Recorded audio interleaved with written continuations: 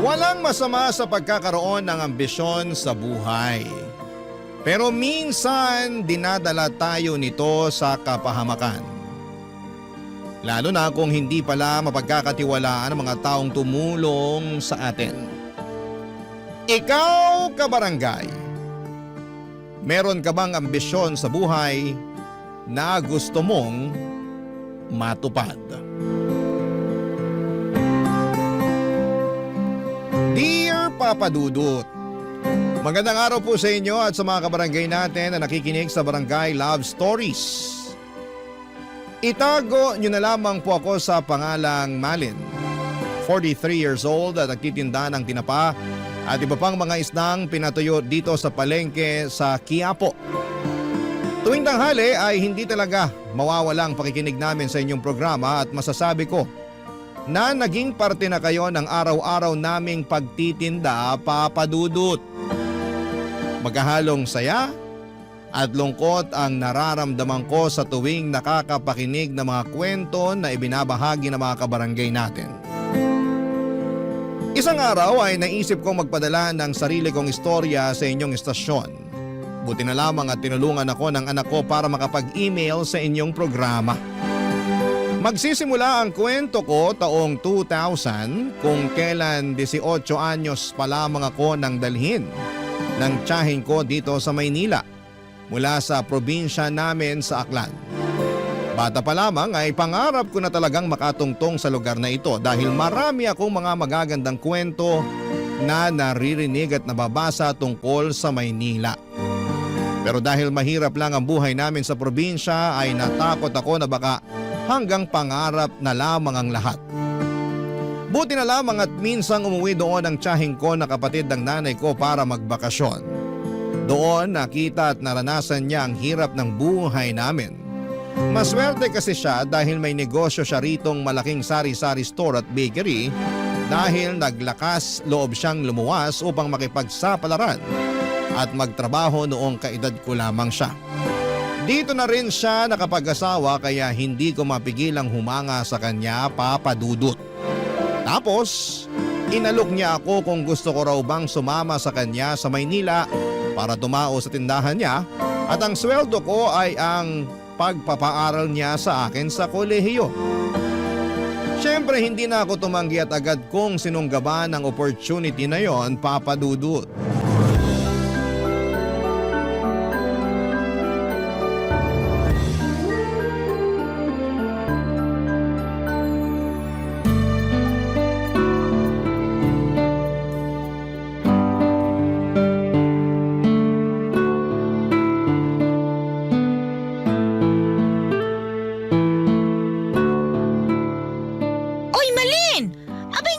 Mo naman yung mga customer. Baka isipin ng mga yan na tinatarayan mo sila. Hala, nginingitian ko naman po sila, Chang. Mabuti, pero kausapin mo pa rin. Para naman maging close mo. Mga suki ko na yan, mga yan eh. Dito lagi bumibili sa tindahan ko. Minsan nakikipagkwentuhan talaga yung mga yan. Oo nga po eh. Kaso hindi ko naman maintindihan yung iba nilang kwento. Basta na lang kasi sila nagsasalita tapos nagsasabi pa ng kung ano-ano. Abay, sakyan mo na lang. Ganun talaga yung iba eh. Baka walang kausap sa kanila. Kaya kung kani-kanino na lang nagkukwento. Pag nagkwento sa'yo, sagutin mo. Para lang kunwari nakikinig ka sa kanila. Aalis din naman yung mga yun. Sige po, susubukan ko na po na mas makinig sa kanila. Ganyan talaga. Bawal dito sa tindahan ko yung hiya-hiya. Hindi ko lang po kasi mapigilan. Pakiramdam ko kakainin ako ng buhay ng ibang customer. Lalo na yung mga lalaki. Ha? Bakit naman? Kasi po kung makatingin para akong hinuhubaran eh. Sobra ka naman sa hinuhubaran. Baka naninibago lang sa'yo kasi nga bagong salta ka dito eh. Kahit siguro ako yung customer na makakita sa'yo, titinan din naman kita mula ulo hanggang paa. Ganun po ba talaga yung mga taga Maynila? Ano bang pinagsasasabi mo dyan? Yung grabe makatingin. Ay, hindi ka ba nakikinig? Siyempre, naninibago sa'yo kaya ganun yun. Pag nasanay naman sila sa pagmumukha mo, hindi ka na nila papansinin. Pasensya na po kasi naninibago lang din ako. Ay, alam ko naman yon. Pero sabi ko nga sa'yo, bawal dito sa tindahan ko yung hiya-hiya. Hindi lang naman dito sa tindahan ko, no? Kundi sa buhay na rin. Alam mo ba, dumaan din naman ako sa edad mong yan nung araw. At aaminin ko ha, medyo mahihiyain din ako. Lalo na nung bagong salta lang ako rito sa Maynila. Pero sinantabi ko yung hiya na yun. Kinapalan ko yung mukha ko para makapaghanap ng matinong trabaho at kumita ng pera. Tapos, nilakasan ko lang din ang loob ko na talagang makipagsapalaran sa negosyo. Kaya nga naitayo ko tong tindahan at bakery ko eh. Mahirap po ba? Mahirap ang ano? Yung pinagdaanan nyo nung araw? Abay, oo naman! Sobrang hirap! Palagi nga akong umiiyak nun kasi may pagkabalat sibuyas ako. Lalo na pag pinagagalitan ako ng amo ko nung nagtatrabaho ako sa karinderya bilang dishwasher at servidora. Naku po! Ang sama-sama ng loob ko talaga sa kanya. Pakiramdam ko, pinahihiya niya ako nun sa ibang mga customer namin. Pero napagtanto ko na pinangangaralan lang niya pala ako. Pinagsasabihan niya lang ako ng dapat at hindi ko mga dapat gawin para matuto ako. Aba, simula noon, tinandaan ko lahat ng mga sinabi niya at dinala ko yun sa puso ko hanggang ngayon. Ang galing nyo naman po. Abay, oo naman. Kasi nga, tinapangan ko. Tinatagan ko yung loob ko. May gusto kasi akong patunayan sa sarili ko noon. Ayokong umuwi sa probinsya natin ng talunan. Na walang napapala sa pagluwas ko rito sa Maynila nung araw. Kaya nga dapat ganun ka rin. Oh, partida pa ha. Hindi pa ako nakapag-aral ng kolehiyo noon. Ikaw nga napakaswerte mo kasi pinag-aaral kita. Kaya nga po nagpapasalamat ako sa inyo ng husto. Wala nga naman yun. Sadyang naawa lang talaga ako sa nanay mo. Kasi nga, sobrang hirap ng buhay ninyo sa probinsya natin eh. Nanay mo rin naman kasi ang may kasalanan. Hindi sumama sa akin dito nung araw at mas piniling manatili dun sa lugar natin. Kesyo, ayaw daw niya rito, magulo raw, at ayaw raw niyang iwan yung magulang namin. Yan, tinamang napala niya. Nakapag-asawa ng mahirap at nagtitinda na lang ng tinapa para mabuhay. Wala naman po sigurong masama sa pagtitinda ng tinapa. Marangal naman pong trabaho yun, Chang. Marangal nga, pero mababa ang kinikita. Maliit. Kaya kayo isang kahig, isang tuka eh. Simula ngayon, dapat baguhin mo na yung pag-iisip mo. Dapat, kung magkakaroon ka ng ambisyon, abay taas-taasan mo na. Nagkakaintindihan ba tayo? Opo, naiintindihan ko po lahat ng mga sinabi nyo. Ay, mabuti naman. Ayoko sa lahat yung mahina ang kukote at saka mabagal umintindi. Ayusin mo ha. Binida pa naman sa akin ng nanay mo na matalino ka raw. Pangako po na aayusin ko na yung pagtatrabaho ko rito at saka yung pag-aaral ko po. Mabuti naman. Dapat lang. Wag na wag mong sasayangin ang oportunidad dahil minsan lang yan kung dumating sa buhay natin.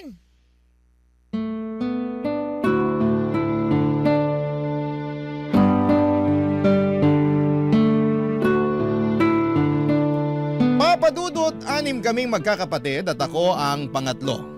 Mangingisda ang trabaho ng tatay namin samantalang nagtitinda naman ang tinapa si nanay. Sa aming magkakapatid, ako lang talaga ang may pangarap na makapunta sa Maynila kaya nga pinilit kong makapagtapos ng high school kahit na napakahirap ng buhay namin. Bata pa lamang ay tumutulong na ako kay nanay sa pagtitinda ng tinapa para kahit papaano ay may pambaon ako. Sa kabila ng lahat, isang kahig at isang tuka pa rin ang pamumuhay namin. Kaya nga malaki ang pasasalamat ko sa tiyahing ko na sumalba sa akin sa sitwasyong kinakalagyan ko sa probinsya namin. Pakiramdam ko ay binigyan niya ako ng panibagong pag-asa na magpatuloy sa buhay at mangarap ng malayo katulad niya. Strikta si Tia at kahit na pamangkin niya ako ay tauhan lang din ang trato niya sa akin. Katulad ng isa ko pang kasamahang tendera. Wala pong special treatment kumbaga dahil gusto raw niyang matutunan ko ang mga bagay sa Maynila at paghirapan ng bawat sentimo na ginagastos niya sa pagpapaaral at pagpapakain niya sa akin. Wala namang kaso yon dahil alam kong hindi pinupulot ang pera, papadudot. Ang motto nga ng tiyahing ko sa buhay ay isang malaking kasalanan ang mamatay na mahirap. Hindi nagtagal ay naging motto ko na rin yon sa buhay.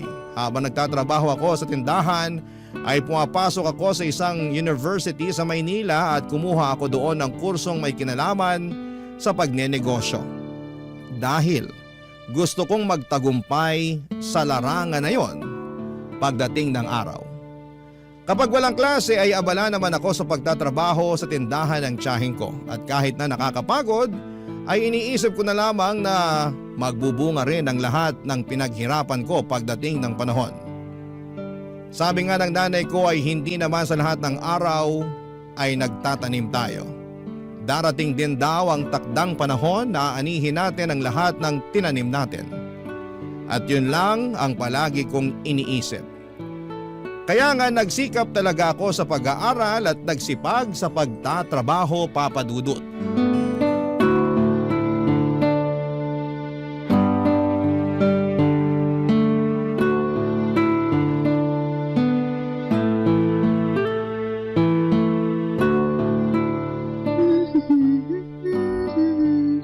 Nako, ang dami namang duming nakasiksik sa sulok ng mga upuan. Buti na lang naisipan kong magwalis. Kung hindi, baka makita pa to ni Chang. Anong makikita ni Mama? Butiki! Sa gwapo kong to? Mukha akong butiki sa'yo? Hindi ko naman sinasadya, Jordan. Nagulat lang kasi ako dahil nandyan ka pala. Akala ko nandun ka sa kwarto mo. Kanina yon. Nagutom ako kaya lumabas ako. Kukuha sana ako ng pagkain sa ref kaso nakita kitang nakatuwad dyan. Anong nakatuwad? Ay, mali.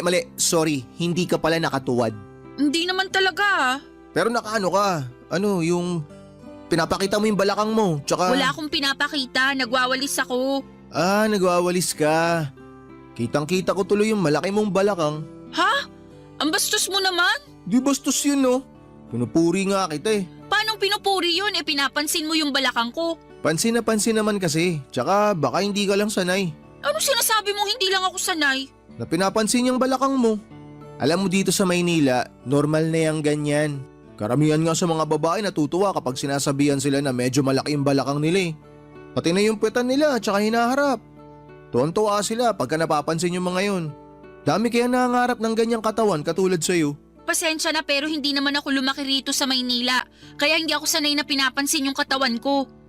Probinsyana ka nga pala kasi kaya hindi ka sanay. Wala naman sigurong masama sa pagiging probinsyana, di ba? Wala nga. Pero kung kumilos kasi kayo para kayong nasa panahon ng kopong-kopong. Masyado kayong konserbatibo na wala na sa lugar. Lahat na lang binibigyan nyo ng mali siya. Para sa kaalaman mo, hindi lahat ng nasa probinsya ay konserbatibo. At saka hindi kasalanan ng isang babae na maging konserbatibo siya. Ibig sabihin lang nun, may respeto siya sa sarili niya. Pag hindi ba konserbatibo, wala nang respeto sa sarili? Depende kung paano mo titignan. Pero sana marunong ka ring rumispeto sa iba. Depende yun sa tao kung rerespetuhin ko.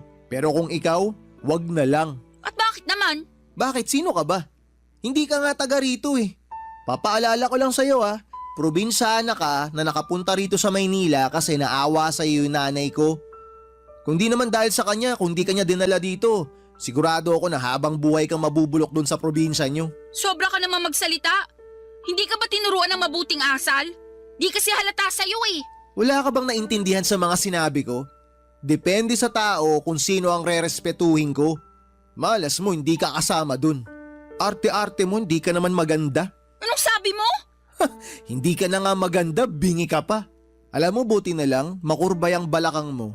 Kaya pwede na rin. Ano pwede na rin? Napakabastos mo naman. Oy, kumalma ka nga. Nagbibiro lang ako. Hindi nakakatawa yung biro mo.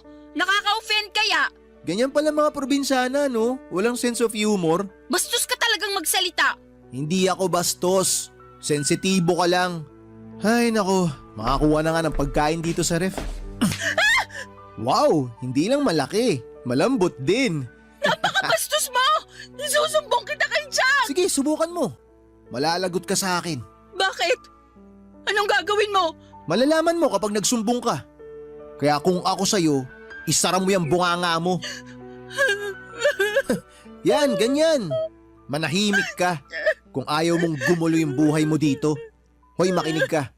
Mula ngayon, matuto kang iayon yung kaartihan mo sa ganda mo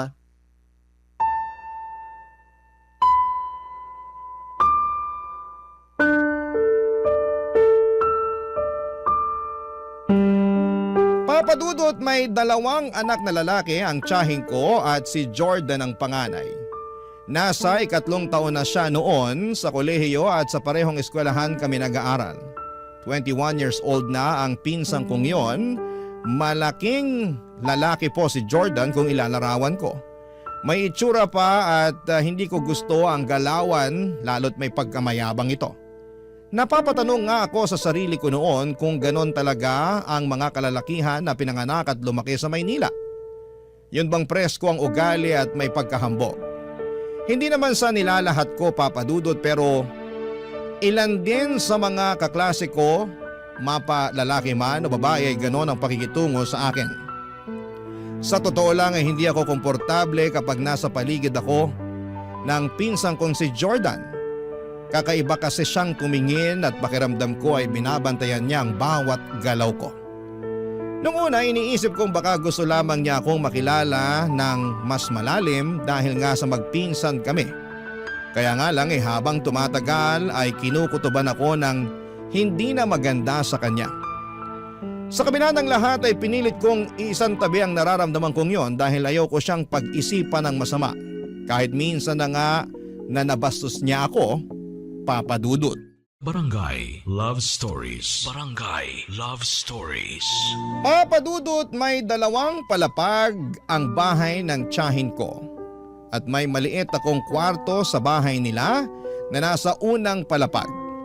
Habang nakatira doon ay nakatoka ako sa paglilinis ng bahay tulad ng paghuhugas ng pinggan, pagwawalis ng sahig at paglilinis ng CR bago ako pumasok sa eskwelahan. O di kaya ay magtinda sa tindahan nila. Magkahiwalay ang tindahan at bahay ng tiyahin ko pero hindi naman malayo ang pagitan noon sa isa't isa. Nilalakad ko nga lang yon ng 3 minuto at nasa may bukana kasi yon ng barangay kung saan sila nakatira. Bale, ang pasok ko noon sa eskwelahan ay 5 araw na pare-parehong nagtatapos ng 3:00 ng hapon. Tapos nagjo-duty naman ako sa tindahan ng tiyahin ko bandang 4:00 hanggang 10:00 ng gabi. Umuuwi muna ako sa bahay nila para magpalit ng damit at magwalis ng sahig o di kaya ay maghugas ng pinggan. Pagka-uwi ko ng 10:00 ng gabi ay saka pa lamang ako mag-aaral kung may kailangang mapag-aralan o di kaya ay mag-aasikaso para makatulog na.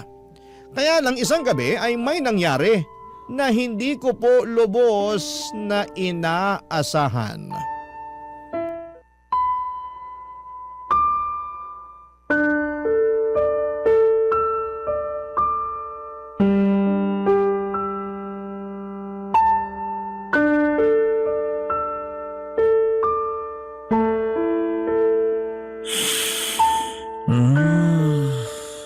Bang-bang mo naman. Ang sarap nito, halik-halikan. Ano ginagawa mo? Shhh! Huwag kang maingay. Mamaya may makarinig sa atin eh. Aray! Bakit mo ako tinadyakan? Nagtatanong ka pa talaga? Ikaw, bakit ginawa mo sa akin yon? Ginawa sa'yo ang ano? Yung pumasok dito sa kwarto ko, tapos hinahalik-halikan mo pa yung hita ko! Hoy, pwede ba hinaan mo yung bibig mo? Baka magising si mama at papa tapos kung ano pang isipin ng mga yun. Mabuti nga para malaman nila yung ginagawa mo! Sinabing huwag kang maingay. Ano ba? Bitawan mo ako! Tatanggalin ko lang tong kamay ko sa bibig mo kapag nangako ka sa akin na mananahimik ka na. Ano? Hindi ko to tatanggalin hanggat hindi ka nangangako sa akin na hindi mo ko isusumbong kay ng mama at papa. Mangako ka! Oo, ako! Tumango ka kung naiintindihan mo ako. Tango! Buti naman nagkakaintindihan tayo. Ang sama-sama mo! Nakainom lang ako. Tsaka hindi ko naman sinasadya eh. Anong pinagsasabi mong di mo sinasadya? Pumasok ka sa kwarto ko, tapos may gusto kang gawin sa akin kung hindi ako nagising. Ang sabi ko nga, nakainom lang ako. Wala naman akong gagawing masama sa'yo. Tsaka hindi ko sinasadya na pumasok dito sa kwarto mo. Aray, grabe ang lakas ng pagkakatadyak mo sa akin. Sakit ng tagiliran ko. Kulang pa nga yan! Dapat sa'yo sinusumbong sa mga magulang mo para malaman nila na meron silang manyakis na anak. Sinong manyakis? Sino pa ba? Di ikaw! Uulitin ko lang ha. Wala akong ginawang masama sa'yo. Tsaka ipapaalala ko lang na nasa bahay ka namin. Kung magsusumbong ka, sigurado ka bang maniniwala ang mga magulang ko sa'yo? Baka nakakalimutan mo kung sinong anak sa ating dalawa. Ang sama-sama mo! Masama na kung masama, wala akong pakialam. Pag nagsumbong ka kay mama, gagawin ko lahat, mapalayas ka lang dito sa bahay namin. Baka gusto mo bumalik sa probinsya nyo para magtinda ka na lang din ng tinapa kasama ng nanay mo. Siyempre hindi! Kaya nga ako sumama sa mama mo para magtrabaho rito kapalit ng pagpapaaral niya sa akin. Pero sana naman kahit probinsyana lang ako at mahirap lang ang buhay namin sa probinsya, matuto ka pa rin rumispeto. Hindi ka nga kasi karespe-respeto. Nakainom lang ako kaya dito ako pumasok sa kwarto mo. Kaya medyo hindi ako nakapag-isip ng matino. Ang bata mo pa, pwede ka na bang uminom at magpakalaseng? Oo naman, matanda na ako. Pwede ko nang gawin kahit na anong gusto ko. Ayusin mo yung pagdadala ng alak. Hindi yung imbis na sa tiyan mapupunta ay umaakit sa ulo mo kaya apektadong pag-iisip mo. Manahimik ka na, dami mong sinasabi. Totoo naman eh. Ay, pupunta na nga ako sa kwarto ko. Wala naman ako mapapala sa'yo. Umalis ka na at huwag ka nang babalik. Bakit naman ako babalik? Taas naman ang tingin mo sa sarili mo. Kala mo maganda ka? Pangit mo, tanga. Alis na sabi! Oo, eto na, alis na. Masyado ka namang atat. Eto, lalabas na nga oh. Sa susunod, maglalak ka na ng kwarto mo ah. Bida-bida ka rin eh. Baka mamaya, sinadya mo lang talaga na hindi ilak tong pinto para may makapasok dito sa kwarto mo. Anong pinagsasabi mo? Nakalimutan ko lang ilak yung pinto ko pero hindi ibig sabihin basta-basta mo na lang akong papasukin dito. Kasalanan mo naman pala eh. Sisihin mo sarili mo. Huwag ka nang bibintang ng ibang tao. Papa Dudut, siguro'y nakatulog na ako noon ng ilang oras nang mangyari ang pagpasok ni Jordan sa kwarto ko. Hindi ko na maalala kung nakakandado ko or nakandado nga ba ang pintuan pero mukhang hindi dahil sa sobrang pagod. Kaya siguro'y nakapasok na siya. Gulat na gulat ako at takot na takot dahil sa ginawa niya sa akin ng gabing yon. Nasa impluwensya pa siya ng alak at pinagbantaan pa ako na huwag magsumbong sa tiyahin ko kundi ay mananagot ako sa kanya. Ewan ko Papa Dudut pero para na lamang akong napipi at napatango na lamang sa kanya bilang pagsang-ayon ng gabing yon. Tapos ay kita ko sa pagmumukha niya na wala siyang pagsisisi. Tiningnan niya pa ako ng masama saka sarkastikong tumawa bago lumabas ng kwarto ko. Pagkalabas niya ng pintuan ay dali-dali ko yung kinandado sabay halukip-kip ng sarili ko. Tandang-tanda ko na hindi ako masyadong nakatulog ng maayos ng gabing yon. Hanggang mag-umaga sa takot na maulit pa ang mga nangyari, Papa Dudut.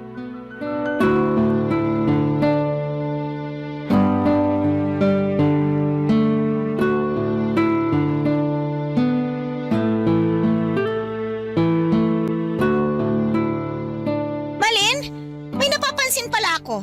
Ano po yun? Magkaaway ba kayo ni Jordan ko? Po? Ay nako, ang bingi-bingi mo namang bata ka. Pasensya na po. Ang sabi ko, kung magkaaway ba kayo? Hindi naman po. Bakit po? Eh hindi ko kasi kayo nakikitang nagpapansinan eh. Hindi mo kinakausap yung anak ko. Eh magpinsan naman kayo ah. Kaya napaisip ako kung magkaaway ba kayo o ano. Kinakausap ko naman po si Jordan kung may sasabihin ako sa kanya. Pero kung wala naman hindi ko na siya kailangan kausapin. Ah, ganun ba? Opo. Eh sayang naman kasi mabait pa naman yung anak kong yun. Alam mo ba, paborito ko yan kesa dun sa kapatid niya eh. Pero pareho ko naman silang mahal dahil mga anak ko sila. Kaya lang, natatangi talaga yang si Jordan. Lagi ko nga yung pinagmamalaki sa mga kumari at mga suki ko. Ah, okay po. Anong okay po? Yan lang ba ang sasabihin mo sa dami ng mga sinabi ko? Wala naman po akong ibang masasabi tungkol kay Jordan, kaya sumang-ayon na lang po ako sa inyo. Oh, sa bagay, tama ka rin naman. Ay nako, ipinagmamalaki ko talaga yung anak ko na yon. Napakasipag sa pag-aaral, mabait, simula pagkabata, masunurin yan, at saka marunong rumispeto. Oh, ano ba yung binubuntong-buntong hininga mo dyan? Naiinis ka ba? Sorry po, hindi ko lang napigilan. Oh, eh bakit ka naiinis? Kanino? Sa akin ka ba naiinis? Ha? Opo, kasi kung makapagsalita kayo, kung makapagsabi kayo ng mabait at marunong rumispeto yung anak nyo, parang kilalang-kilala nyo na siya. Anong sabi mo? Kung alam nyo lang sana yung ginawa ng magaling yung anak, baka magbago yung tingin nyo sa kanya. Bakit? Ano bang ginawa ng anak ko? Tsaka kanino? Sa'yo? Opo, Eh, teka, bakit ka ba umiiyak dyan? Ano bang ginawa sa'yo ni Jordan? binastos niya ako nung bagong dating pa lang ako rito. Tapos nung nakaraang gabi lang pumasok siya sa kwarto ko para pagsamantalahan. Bakit niyo po ako sinampal? Oo, kasi ano eh, kasi Abay, pinagbibintangan mo yung anak ko eh. Hindi ko po pinagbibintangan si Jordan. Totoo pong ginawa niya yun sa akin. Hindi ako naniniwala sa mga sinasabi mo. Gumagawa ka lang ng kwento. Bakit ko naman po gagawin yun? Ako nga yung agrabyada rito. Anong ikaw? Hoy, maghinay-hinay ka sa pagbibintang mo, Malin, ha? Hindi ganyan ang pagkakakilala ko sa anak ko. Hindi ka ba nakikinig sa mga sinabi ko? Mabait si Jordan! Marunong siyang rumispeto! Akala niyo lang yon, pero may tinatagong kabanyakan yung anak niyo. Pag hindi ka tumigil, palalayasin kita sa pamamahay ko! Ako na nga po yung naagrabyado. Ako pa yung palalayasin niyo. Malamang! Alam nga naman yung anak ko. Anak ko yun! Ikaw ay pamangkin ko lang! Kaya anumang oras, pwede kitang pauwiin sa probinsya natin! Please po, huwag niyo akong pauwiin sa amin sa probinsya. Ayoko po doon. Oh, ayaw mo pala pero bakit ganyan ang ugali mo? Kami na nga nagpatira sa'yo rito. Sinisiraan mo pa yung anak ko. Abay, napakawalang utang na loob mo naman. Hindi ko po sinisiraan ang anak niyo. Paninirang puri yan. Tsaka, wala ka namang ebidensya eh. Sigurado ako na napanaginipan mo lang yon. Ganyan din ako nung kaedad mo. Madalas akong bangungutin. Tapos akala ko nangyari talaga sa akin sa tunay na buhay. Pero panaginip lang pala ang lahat. Hindi po yun panaginip. Alam ko po. Sigurado po ako. Panaginip lang yon. Baka masyado ka lang pagod. Nung natulog ka, kaya na naginip ka ng masama. At saka, akala mo ba, hindi ko napapansin yung pagiging lutang mo? Po? Ano naman pong kinalaman nun? Malaki! Kasi nakikita ko na napakabagal mo mag-isip. Kapag may mga customer tayo, hindi mo kaagad naaasikaso kasi nakatulala ka lang dyan. Siguro nga dahil puyat ka. Ayusin mo kasi yung tulog mo! Papa Dudut, hindi ko na napigilan ang bibig kong makapagsabi ng totoo para kontrahin ang mga sinabi ng tiyahing ko tungkol sa anak niya. Alam kong nangako ako sa pinsang ko na mananahimik pero sa tuwing nakikita ko siya sa bahay, ng tiyahin ko ay bumabalik yung mga kasalanan niya sa akin. Bukod doon ay mukha rin naman siyang hindi nagsisisi, kaya nga hanggat maaari ay ginagawa ko ang lahat ng paraan para lamang hindi magkaroon ng interaksyon sa kanya. Pero imposible naman yon dahil nakatira kami sa isang bubong, kaya nga alam kong mapapansin ng tiyahing ko na iniiwasan ko si Jordan. At dahil tinanong na niya kung bakit ay nasabi ko na nga ang kadahilanan. Pero laking gulat ko nang magalit sa akin ng tiyahin ko. Tinawag niya akong sinungaling at inakusahang gumagawa ng kwento. Kaya naman nasaktan ako ng husto, Papa Dudut. Mas masakit pa yung naramdaman ko sa kaloob-looban ko kesa sa sampal na ibinigay niya sa akin, Papa Dudut. Barangay Love Stories. Barangay Love Stories. Papa Dudut, dahil sa mga nangyari ay nagbago na lang bigla ang pakikitungo sa akin ng tiyahin ko. Akala ko nga ay papalayasin na niya ako sa kanila pero hindi naman pala. Pinag-aral pa rin niya ako at nagtatrabaho pa rin ako sa tindahan niya. Pero lalo niya akong trinato na parang hindi na niya ako kaano-ano, kaya naman labis akong nalungkot, Papa Dudut. Inisip ko pa nga na sana nananahimik na lamang ako at pinalagpas ang ginawang kabastusan ng aking pinsan at sana hindi ko na lang sinabi sa tiyahin ko. Mabilis na lumipas ang 4 na taon nang makapagtapos na ako sa kolehiyo.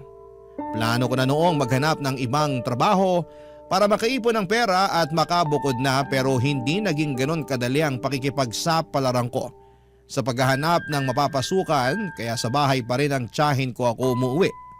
Tumutulong pa rin ako sa tindahan niya nang walang bayad. Hindi na sa bahay nila nakatira si Jordan matapos nitong makipag-live-in sa girlfriend nito 1 taon pagka-graduate niya sa college. Kaya nga aminado ako na nakahinga ko ng maluwag dahil hindi ko nakasama sa iisang bubong ang manyakis kong pinsan. Isang araw ay nag-decide ang tiyahin ko kasama ang tiyo ko at anak nilang bunso na umuwi ng probinsya ng kanyang asawa sa Samar dahil meron daw emergency doon. Hindi ko na alam kung ano yung emergency pero sa akin nila ibinili ng bahay nila. Nabantayan ko raw hanggang makauwi sila. Wala naman problema sa akin yon, lalo't 5 araw lang naman sila noon. Kaya lang nung huling gabi na nila sa probinsya ay umuwi na lang sa bahay si Jordan. Nalasing na naman. At ako kaagad ang pinagdiskitahan niya matapos ko siyang pagbuksan ng pinto. Tinulak niya ako sa sofa at agad na pinatungan. Pero bago pa siya may magawa sa akin ay natuhod ko na ang kanyang pagkalalaki. Tapos mabilis akong tumakbo sa kusina para kumuha ng kutsilyo sabay tutok sa kanya. Doon na siya nahimasmasan at nakipag-areglo sa akin. Nagsorry siya at nakiusap na ibaba ko na ang kutsilyo. Wala naman talaga akong plano na saksakin siya pero namumuro na siya ng mga panahong yon. Nagawa lang daw niya yon dahil nilayasan daw siya ng kinakasama niya pero hindi ko na siya pinakinggan. At agad akong nagkulong sa kwarto ko ng gabing yon. Kinabukasan ay maagang dumating si Tia sa bahay Papa Dudut.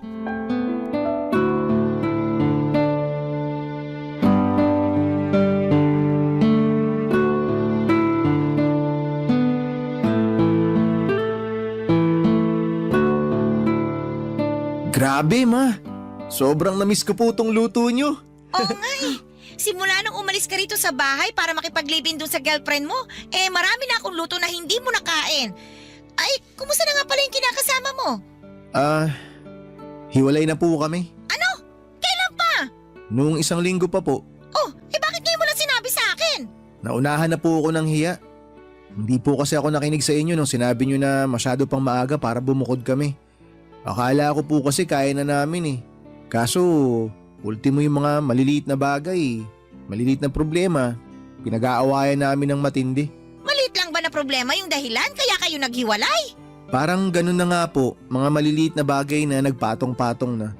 Tsaka kasalanan ko rin naman po kung tutusin kasi napagbuhatan ko siya ng kamay nung huling beses na nag-away kami. Good morning po, Chang. Oh, Malin, andiyan ka lang pala sa kwarto mo. Bakit ngayon ka lang lumabas? Masama po kasi yung pakiramdam ko kaya… Weh, masama ang pakiramdam. Talaga lang ah. Baka ayaw mo akong makita kaya nagkukulong ka sa kwarto mo. Sinong gugustuhin makita yung pagmumukha mo pagkatapos ng ginawa mo sa akin kagabi? Sige nga, Uy, wala akong ginawa sa'yo kagabi ah. wala pa pala sa'yo yung kamuntikan mo na naman akong pagsamantalahan dahil lasing ka at malungkot sa paghihiwalay niyo ng kinakasama mo? Ha? Saan naman ang galing yan? Teka nga, Malin, ano ba yung pinagsasasabi mo dyan? Yang magaling yung anak ang tanongin ninyo kung anong ginawa niya sa akin nung bigla na lang siyang umuwi rito sa bahay niyo kagabi. Anong ginawa mo kay Malin? Wala akong ginagawa sa kanya ma. Oh, wala naman daw pala eh. Siyempre yun po talagang sasabihin niya. Kasi sino ba namang tao ang gumawa ng mali na aamin sa kasalanang nagawa niya? Wala naman po, di ba? Alam mo ikaw, maghinay-hinay ka sa pagbibintang mo sa anak ko ha? Pag hindi ako talaga nakapagtimpi, baka masampal na naman kita. Huwag niyo naman po sanang kampihan yung anak niyo, Chang. Natural, anak ko to eh. Malamang kakampihan ko siya. Kahit na gumawa siya ng mali, ikakampihan niyo pa rin dahil anak niyo? Ganun po ba yon? Hoy, wala akong ginawang mali sa'yo. Masyado kang imbento. Ikaw ang sinungaling! Ang kapal ng mukha mong walang yaka. Ma, huwag ka maniwala sa babaeng yan. Sinisiraan niya lang ako sa inyo. Bakit ko naman gagawin yun? Anong mapapala ko? Alam ko na gusto mong gawin. Kinukuha mo loob ng mama ko kasi sip-sip ka. Tumigil na nga kayo, pwede ba? Naiingayan na ako sa inyo eh. Tsaka, mahiya naman kayo sa mga natutulog sa itaas. Paano na lang pag binaba tayo rito ng tatay mo? Ha, Jordan? At magtanong kung bakit tayo nagsisigawan dito. Sige nga! Bakit po ako tinatanong nyo? Bakit di nyo pagsabihan niyang si Malin? Kaya nga! O ikaw namang babae ka. Ano ba talagang problema mo, ha? Bakit ba lagi mo nalang pinagbibintangan itong anak ko? Hindi po ako nang bibintang. Totoo po yung sinasabi ko. Siyempre hindi deny ni Jordan yun. Wala akong i-deny kasi wala namang kailangang i-deny. Wala akong ginawang masama sa'yo. Maraming beses mo na akong ginawa ng masama. Pinsan mo pa naman ako, pero hindi mo na ako nirespeto. Hoy! Maghinay-hinay ka sa pagsasalita ng ganyan sa anak ko, ha? Baka nakakalimutan mo kung sino ka lang sa pamamahay na ito. Hindi ko po nakakalimutan at nagpapasalamat po ako kasi pinatira niyo ako rito sa bahay niyo at pinag-aral. Pero pakiramdam ko hindi na po ako ligtas dito kasama yung anak niyo. O anong gusto mong gawin ko? Kung uuwi na ulit dito si Jordan at dito na siya titira, alam nga namang siyang mag-adjust sa'yo. Kung ganyan lang din pala na may issue ka dito sa anak ko, bakit hindi na lang ikaw lumayas? Tutal, tapos na naman kitang pag-aralin eh. Kaya bahala ka na sa buhay mo. O ngayon, para malinaw sa ating dalawa, simula sa araw na ito, pinalalayas na kita dito sa bahay ko. Papa Dudut, wala na akong nagawa para baguhin ang isip ni Tia nang palayasin niya ako sa pamamahay nila. Umiyak na lamang ako at tinitigan ng masama ang pinsang kong si Jordan bago sila tinalikuran para mag-impake ng gamit at damit ko. May sinabi pa ang tiyahin ko tungkol sa pagiging walang utang na loob ko, pero hindi ko na siya masyadong pinakinggan. Dali-dali akong umalis sa bahay nila kahit na wala pa akong kain at ligo ng mga panahong yon. Sa totoo lang ay gustong-gusto kong magsumbong sa pulis. Pero natakot ako sa pwedeng gawin sa akin ng tiyahin ko. Pinagbantaan din niya ako na magpapakalat siya ng masamang kwento tungkol sa akin sa probinsya para masira ko. Kaya naman hindi niyo ako masisisi kung pinanghinaan ako ng loob ng mga sandaling yon. Siguro ako pa rin talaga yung probinsyana na kinuha niya sa Aklan at pinag-aral sa Maynila. At kahit na ilang taon na ako rito ay hindi ko pa rin nagawang baguhin noon ang dati kong sarili. Na mahiyain at mahina ang loob. Kaya naman mas pinili ko na lamang na kimkimin ang lahat at nag-focus sa paghahanap ng trabaho habang naghahanap ng matutuluyan. Sobrang hirap dahil naranasan kong matulog sa kalsada nung araw lalo at wala pa akong nahahanap na mapagkakakitaan. Buti na lamang at may mabuting loob na tumanggap sa akin bilang tindera at tagahugas ng pinggan sa isang kainan kaya nagsimula na akong kumita ng pera. Gustong-gusto ko nang umuwi noon sa Aklan. Pero ayaw ko pa rin naman dahil wala pa ako kaya nag-ipon na lamang ako ng pera para may panggastos ako, Papa Dudut. Mabilis na lumipas ang 9 na taon na kapag-asawa na ako rito at nagkaanak. Tapos ay nakarating na lang sa kaalaman ko na namatay na pala ang pinsang ko si Jordan matapos masangkot sa isang aksidente sa motor. Dahil awang-awa ako noon sa tiyahin ko ay pinuntahan ko siya sa bahay nila dahil gusto kong makiramay sa kanya kaya lang ay hindi na pala ako welcome doon, Papa Dudut.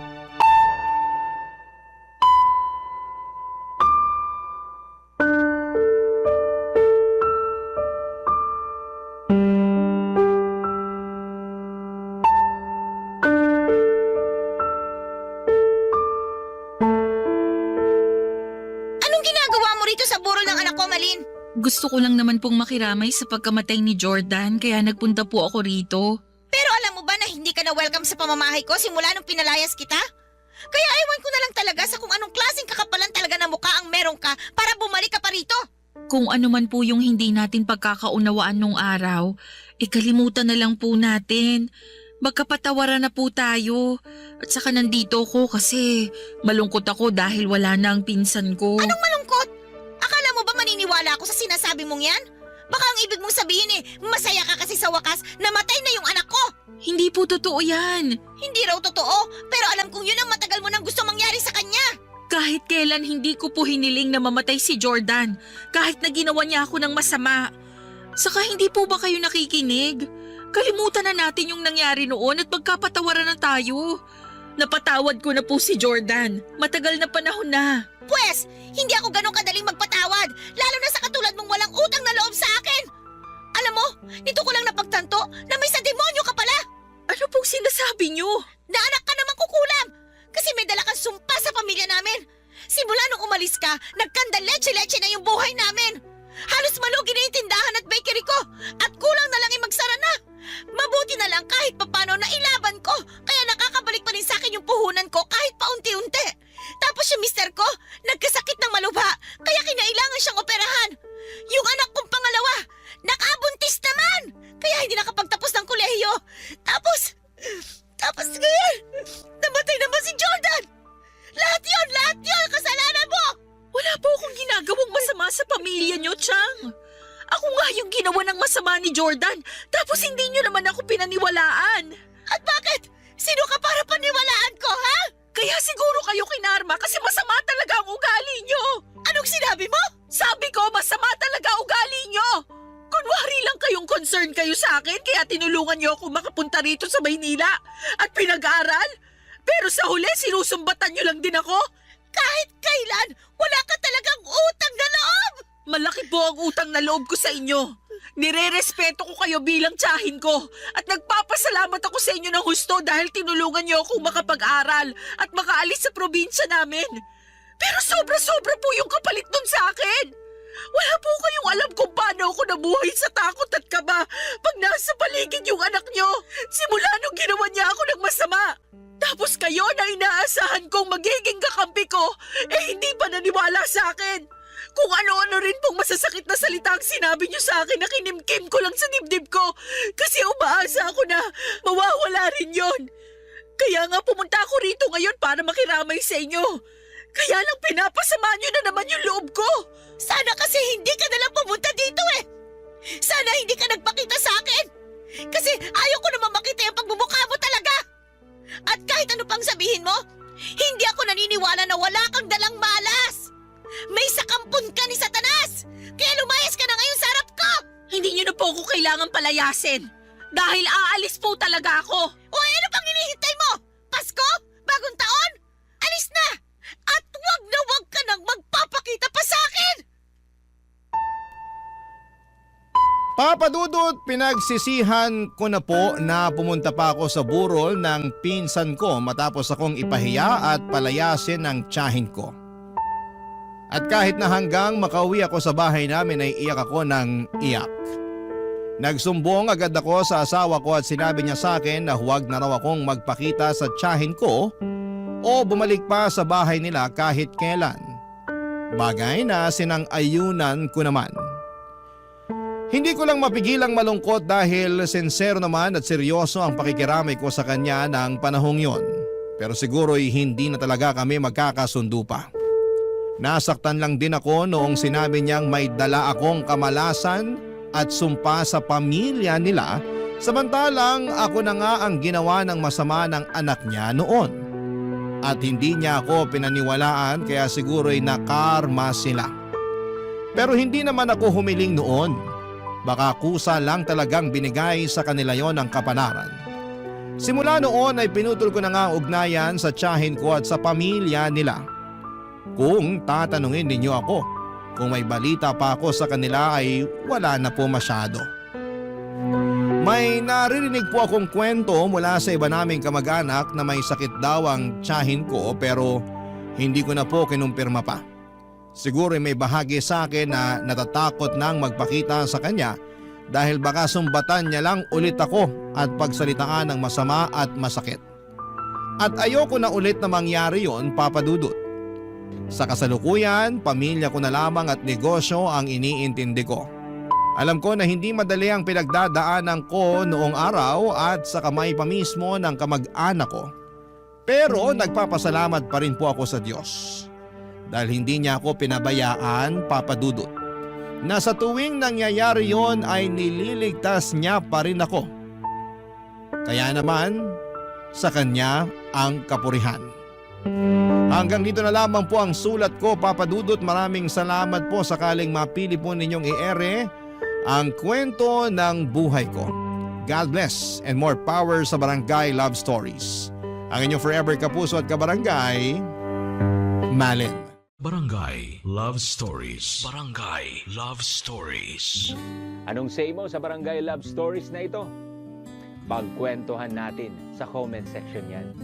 Nagustuhan ng iyong napakinggan? Ituloy yan via live stream sa www.gmanetwork.com/radio.